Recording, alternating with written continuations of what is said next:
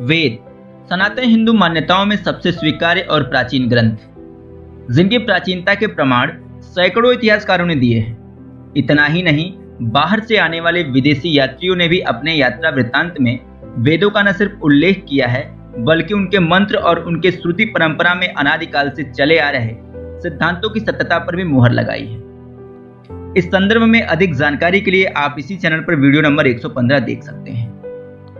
आज की इस वीडियो में हम बात करेंगे वेदों और ब्राह्मणों की प्राचीनता पर, क्योंकि एक खीरज्ञानी यूट्यूबर पागल हो गया है, जो हर बार लताड़ा जाता है, हर बार उसका झूठ पकड़ा जाता है, मगर वह उसे थूक कर चाट लेता है और अगली वीडियो में फिर से कोई नई गप मार देता है, क्योंकि उसे फंडिंग ही इसी बात की होती है।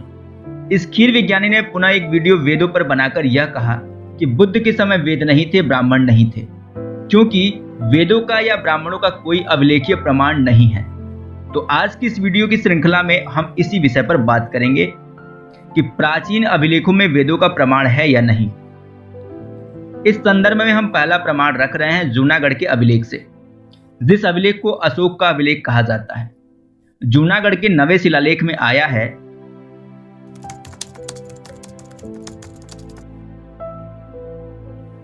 मैं जानता हूं इस अभिलेख पर खीरज्ञानी कुपमंडू ढोंगी धूर्त नास्तिक रोने लग जाएगा और कहेगा कि यह ब्राह्मण नहीं, यह तो बौद्धों में एक अलग महासांघिक है। तो इसका जवाब भी हमने इसी चैनल पर वीडियो नंबर 107 में दिया है, उसे आप देख सकते हैं। इसी के साथ अब मैं इस वीडियो में ब्राह्मणों के प्रमाण के संदर्भ में बौद्ध ग्रंथ धम्मपद से कुछ प्रमाण रख रहा हूं। धम्मपद में गौतम बुद्ध कहते हैं, न जच्चा ब्राह्मणा, अर्थात जन्म से कोई ब्राह्मण नहीं होता। अतः इस प्रमाण से साबित होता है कि बुद्ध के समय जन्म से ब्राह्मण मानने वाले लोग थे, जिनका कि बुद्ध ने विरोध किया। और यह सभी जानते हैं कि वैदिक कर्मणा वर्ण व्यवस्था का सृजन वेदों से ही हुआ है। इसीलिए धम्मपद में जो ब्राह्मण शब्द आया है वह बुद्ध ने वेदों से लिया है और वेद बुद्ध से पूर्व के हैं। साथ ही साथ इस अभिलेख में अशोक ने श्रवण शब्द बौद्धों और पाषंडी शब्द जैनों और साधु शब्द सन्यासियों के लिए प्रयुक्त किया है और ब्राह्मण शब्द वैदिकों के लिए प्रयुक्त किया है। अब हम दूसरा प्रमाण देते हैं हवन का। जूनागढ़ के प्रथम शिलालेख में लिखा है,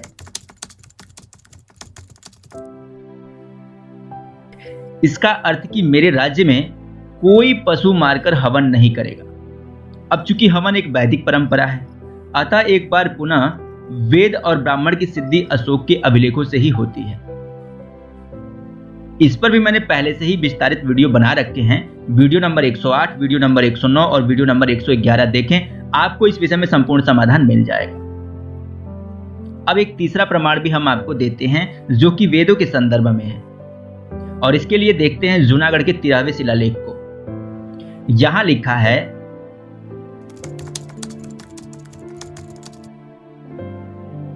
यह जूनागढ़ का 13वां शिलालेख है। इस शिलालेख को पीटर पीटरसन नाम के इतिहासकार और लिपियों शिलालेखों के ज्ञाता ने अपनी पुस्तक प्राकृत एंड संस्कृत इंस्क्रिप्शन के पेज नंबर 144 में दिया है। इन्होंने अपनी पुस्तक में इसका मूल प्राकृतिक देवनागरिक रूपांतरण, ब्राह्मी मूल चित्र और संस्कृत रूपांतरण तथा अंग्रेजी अनुवाद भी दिया है। पीटर पीटरसन एक प्रामाणिक इतिहासकार और विश्वस्तरीय व्यक्ति हैं, न कि कोई कुंठित दो कौड़ी के सड़क छाप इतिहासकार। इस 13वें शिलालेख में अशोक ने लिखा है, इसका संस्कृत रूपांतरण पीटरसन ने किया है, जो कि आप स्क्रीन पर देख सकते हैं। साथ ही साथ इसका अंग्रेजी अनुवाद करते हुए पीटरसन ने लिखा है, the ruling of the Vedas and the angas is good, जिसका हिंदी अर्थ हुआ, वेदों और अंगों के आदेश अच्छे हैं। हालांकि इस अभिलेख के अनुवाद के संदर्भ में विभिन्न इतिहासकारों के विभिन्न मत हैं, लेकिन हमने यहाँ पीटर पीटरसन का मत आपके सामने रखा है।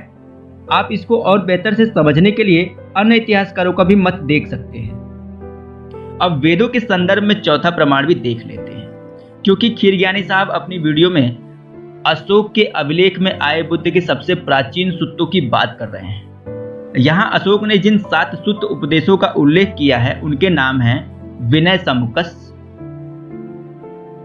अलिवशानी, अनागत भयानी, मुनिगाथा, मनोयसुत्त, उपतिस पसीने और लाघुलोवाद। अब ये तो हो गए अशोक के अभिलेख में आए उन सूत्रों के नाम जिन्हें बुद्ध उपदेश कहा जाता है,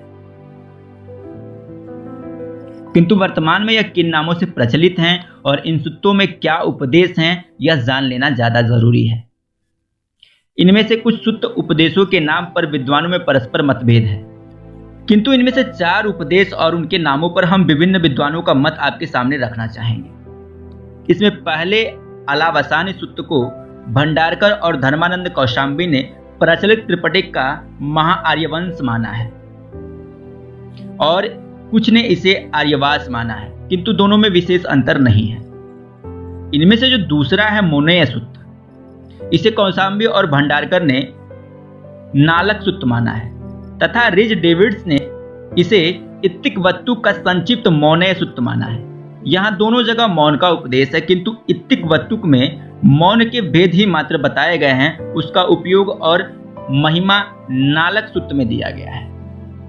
अतः मोनेय सूत्र के उपदेश इत्तिकवत्तुक और नालक सूत्र में संग्रहित हैं। इसमें से जो तीसरा उपतिस्पसीने सूत्र है, उसे भंडारकर और सरकार ने इसे रथ विनीत सूत्र माना है और राजवाली पांडे ने सरिपुत्र सूत्र, सरिपुत्र का नाम ही उपतिस्थ था।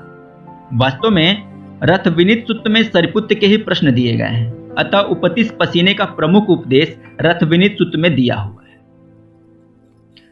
अब जो चौथा विनय समुकस है, इस सूत्र को NS मिश्र ने सिंगालोवाद सूत्र माना है, जनार्दन भट्ट ने टुवष्टठुक सूत्र, सरकार ने अष्टवस्वग्गा माना है। इनमें से प्राय सभी में भिक्षुओं के लिए विनय का ही उपदेश दिया गया है, किंतु इन चारों की जब हम प्राचीन बौद्ध विद्वान बुद्धघोष के विशुद्धिमग्ग नामक ग्रंथ के 3य अध्याय में दिए गए बुद्ध के उपदेशों से तुलना करते हैं तो हम निम्नलिखित निष्कर्ष पर पहुंचते हैं। अशोक के ये अभिलेखीय सूत्र आज इन नामों से जाने जाते हैं, जिसमें मोनेय सूत्र नालक परिदम, उपतिस्पसीने रथ विनीत परिदम, अलिवसानी महाअरिवंश परिदम और विनय समुकस को टुवट्टक परिदम के नाम से जानते हैं। इन्हें भिक्षुओं के लिए अत्यंत प्रभावी आवश्यक बतलाया गया है। संभवतः अशोक द्वारा प्रचलित किए गए इस नियम का पालन बुद्धघोष के समय भी होता था। इसी कारण बुद्धघोष ने भी इस विशेष 4 उपदेशों को अत्यावश्यक रूप से वर्णित किया है। अतः बुद्धघोष और अशोक के शिलालेख की तुलना से 4 अंश त्रिपिटक के ऐसे सिद्ध होते हैं जो त्रिपिटक के वास्तविक और सबसे प्राचीन उपदेश हैं। यह तो हमने आपको अब तक यह बतलाया कि अशोक के अभिलेखों में आए प्राचीन सूत्र आज त्रिपिटक में किन किन अंशों में मौजूद हैं। अब जानते हैं कि आखिर हमने इसकी इतनी विस्तृत चर्चा आपके सामने क्यों की है।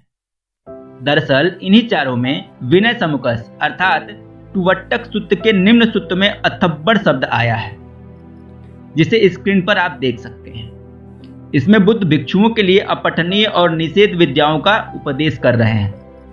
इसमें आए अथब्बड़ शब्द का अर्थ अथर्ववेद ही है। जी हाँ, वही चौथा वेद जिसको लेकर खीरज्ञानी साहब ने अपनी पूरी वीडियो में काफी उछल कूद किया है और इसकी प्रामाणिकता को लेकर चैलेंज तक दे मारा है।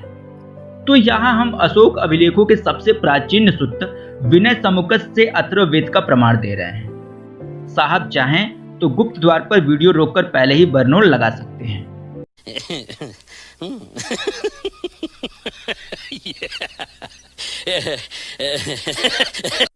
मैं जानता हूं अब स्वप्न दोष पीढ़ी के इकलौते चिराग खीरज्ञानी साहब यह जरूर सोच रहे होंगे कि अथब्बड़ का अर्थ अथर्व कैसे होगा। तो इसका प्रमाण पाली ग्रंथ भद्रबाहु द्वारा रचित कल्पसूत्र के 9वें पद से हम दे रहे हैं। इस पद में महावीर को चारों वेदों में पारंगत बताया गया है और उन चारों वेदों के पाली भाषा में नाम इस प्रकार दिए गए हैं।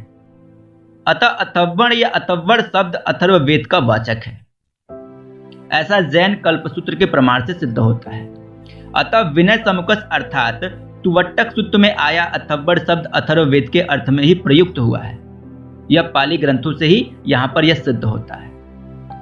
इस प्रकार महानीच खीरज्ञानी जी के एक और नीचता का पर्दाफाश उन्हीं के बाप के अभिलेखों और उनके ही बाप के धर्म ग्रंथों से किया गया। साथ ही वेदों में सबसे नवीन माना जाने वाला अथर्ववेद भी इनके बाप से प्राचीन सिद्ध होता है, जिसको लेकर यह पूरी वीडियो में घाघरा उठाकर मुजरा कर रहे थे। इस प्रकार इस वीडियो में अशोक के शिलालेख में आए विनय समुकस और बुद्धघोष के विशुद्धिगम में आए उपदेशों की तुलना से विनय सम्मुखस को टुवट्टक सूत्र के रूप में संदर्भित किया गया। तत्पश्चात टुवट्टक के अथर्वण शब्द को जैन कल्प सूत्र में आए चारों वेदों के नामों की तुलना से अथर्ववेद का वाचक भी सिद्ध किया गया। इस प्रकार खीरज्ञानी जी की एक और महागप से आप सभी का परिचय करवाते हुए एक नहीं बल्कि कुल 4 प्रमाणों के साथ इनकी पचरंगी चड्ढी का नाड़ा खोलकर इन्हें एक बार फिर नंगा किया गया। उम्मीद करते हैं कि इसके बाद भी ये स्वप्नदोष पुत्र, जिनके यहाँ सपने में भी गर्भ रह जाता है, पुनः थूक कर चाटने वाले अंदाज में किसी अन्य वीडियो में अपनी मानसिक विकलांगता का परिचय जरूर देंगे, क्योंकि जब तक चीन से आया हुआ ट्रक भर का बर्नोल या अपने गुप्त द्वार पर लगाकर खत्म नहीं कर लेते, तब तक ऐसे ही झूठ पर झूठ बोलकर अपने विशेष स्थान पर पड़ी हुई लकड़ी का आनंद लेते रहेंगे। बाकी हमारे दर्शक भी आनंद लें। वीडियो को ज्यादा से ज्यादा शेयर करें, ज्यादा से ज्यादा लोगों को इस चैनल के बारे में बताएं और ज्यादा से ज्यादा लोगों को इस चैनल से जोड़ें। आज की इस वीडियो में बस इतना ही। हम फिर मिलेंगे अगली वीडियो में, तब तक के लिए नमस्कार।